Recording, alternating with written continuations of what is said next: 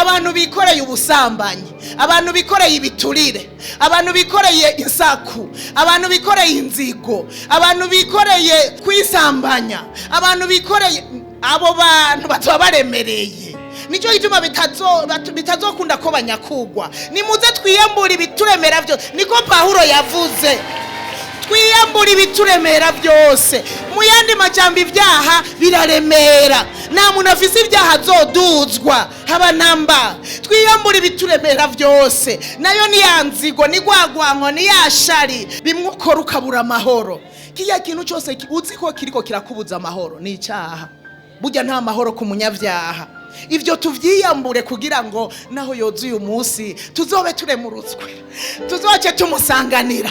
Haleluya. Nuwo bafise 150 ndababwije ukuri, wa munsi yiyambuye bya bindi azobapima nk'ikiro kimwe, bazomubona yagiye kera.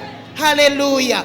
Kuko naraba ibibiro byacu, oya bijya bindi twikoreye mu mitima, bijya bindi nyene bitubujije amahoro, nibyo bizotuma umuntu ataduga, azoba aremereye. Haleluya. Pawulo rero aravuga ngo ngwanya umubiri wanje, nkawuhindura umuja, nkawutegeka. Ibaze basha, umubiri ugutegeka, oya sha wo kwisonzesha, oya burya rero estoma yocitoboka wo kwisonzesha. Burya rero ubutama bwoca buhombera na woca hehe, mu bandi ba mama woca he, mu bandi ewe umubiri. Pawulo arawugwanya, aravuga ngo ngwanye umubiri wanje, nkawuhindura umuja, nkawutegeka.